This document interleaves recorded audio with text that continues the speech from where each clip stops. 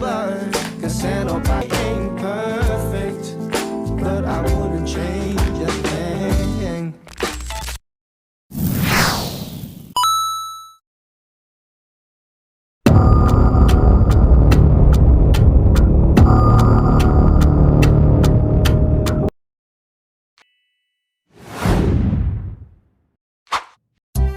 Assalamualaikum warahmatullahi wabarakatuh.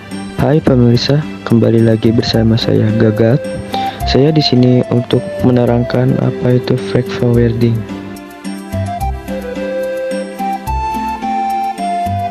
Pengertian freight forwarding. Freight forwarding dapat dianggap sebagai pengatur perjalanan untuk barang-barang.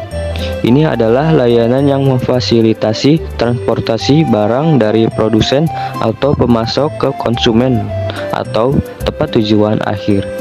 Perusahaan freight forwarding bertindak sebagai perantara antara berbagai pemangku kepentingan dalam rantai pasok, termasuk produsen, penyediaan layanan pengangkutan, pihak berwenang pabean, dan penerima akhir.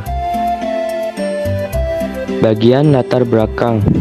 Freight forwarding adalah suatu kegiatan usaha di bidang pengangkutan barang. Freight forwarding juga dapat berfungsi sebagai EMKL atau ekspedisi muatan kapal laut, pelayaran, jasa kepabeanan, bahkan dapat juga berfungsi sebagai pengirim door to door. Usaha jasa pengurusan transportasi atau freight forwarding merupakan kegiatan usaha yang ditujukan dalam kepengurusan semua kegiatan yang diperlukan bagi terlaksananya pengiriman dan penerimaan barang melalui transportasi, baik melalui jalur darat, laut, maupun udara. Kegiatan freight forwarding dapat mencakup kegiatan penerimaan, penyimpanan, sortasi atau pengelompokan, pengukuran, penimbangan, perhitungan, biaya angkut, pengurusan penyelesaian dokumen, penerbit dokumen, dan klaim asuransi pengirim barang. Rumusan masalah dalam freight forwarding. Yang pertama, apa yang dimaksud dokumen shipping instruction?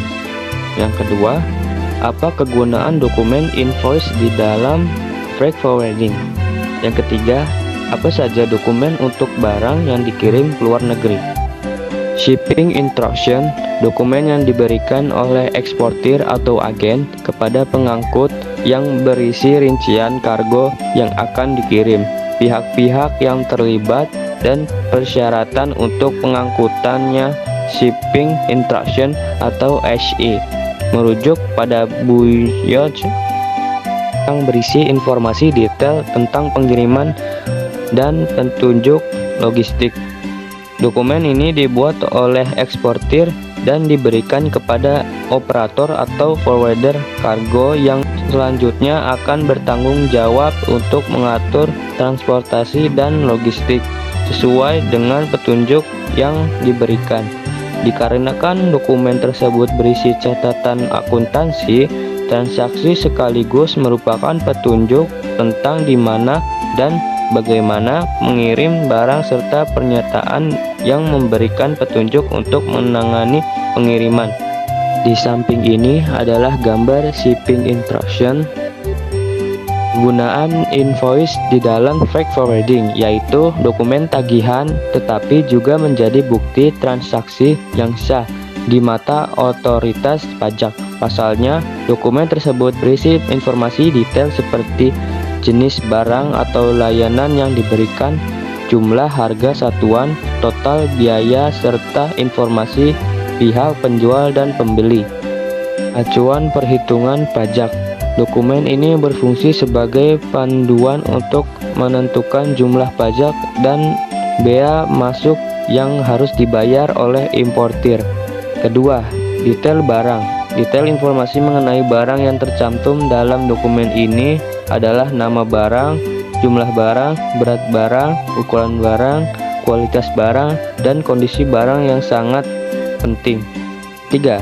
Meminimalisir risiko.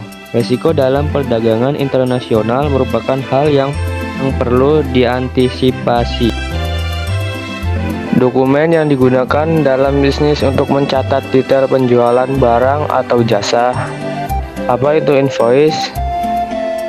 Sebagai bisnis, mungkin kamu sudah tidak asing lagi dengan beberapa dokumen penting yang digunakan untuk mencatat transaksi keuangan seperti dokumen invoice, penjualan, atau pembelian. Menurut Kamus Besar Bahasa Indonesia atau KBBI, invoice merupakan daftar barang yang dikirim yang mencantumkan detail seperti nama, jumlah, dan harga yang harus dibayarkan oleh pembeli atau pelanggan. Invoice dulu lebih memakan waktu dan biaya yang besar. Invoice digital semakin diminati karena jauh lebih praktis. Berikut dokumen-dokumen untuk pengiriman ke luar negeri. Yang pertama, shipping instruction. Yang kedua, invoice. Yang ketiga, bill of lading. Yang keempat, surat jalan ekspedisi, air atau equipment interchange receipt. Purchase order. Purchase order atau PO adalah dokumen yang dibuat oleh pembeli untuk menunjukkan barang yang ingin mereka beli dari pihak penjual. Artinya, PO juga digunakan sebagai kontrak yang berbentuk kesepakatan antara pembeli dan penjual mengenai barang yang ingin dibeli oleh pihak pembeli. Market size infographic. Pertama, reguler. Dokumen ini berfungsi sebagai panduan untuk menentukan jumlah pajak dan bea masuk yang harus dibayar oleh importir. Dalam dokumen ini adalah nama barang, jumlah barang, berat barang, ukuran barang, kualitas barang, dan kondisi sangatlah penting. Next day, resiko dalam perdagangan internasional merupakan hal yang perlu diantisipasi. Dalam bidang ekspor impor, dikenal juga 3 prinsip utama yang menjelaskan pentingnya dokumen ini, yaitu sebagai berikut. Pertama, tujuan komersial. Setelah pesanan ekspor diselesaikan antara pembeli dan penjual, biasanya kontrak penjualan disiapkan dengan menyebutkan semua syarat dan ketentuan yang harus diikuti oleh masing-masing eksportir dan importir. Kedua, perspektif hukum. Di Indonesia, semua kegiatan perdagangan ekspor-impor dilakukan secara legal sesuai dengan pedoman undang-undang. Tidak hanya di Indonesia, di setiap negara akan ada otoritas pemerintah yang memiliki peran untuk mengontrol kegiatan impor dan ekspor perdagangan negara tersebut. Pemerintah masing-masing negara menerapkan peraturan sendiri untuk setiap dokumen ekspor impor yang harus diajukan secara legal. Ketiga, insentif.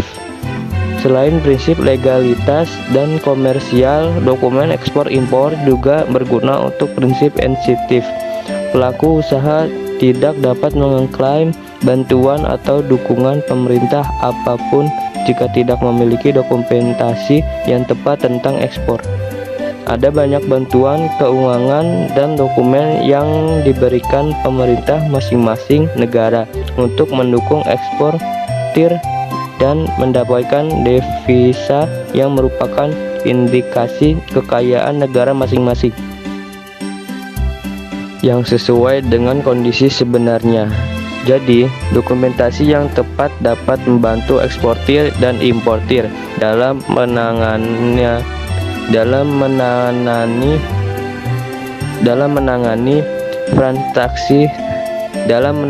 transaksi termasuk manajemen waktu, perlindungan pembayaran, klaim atas kerugian, dan lain-lain.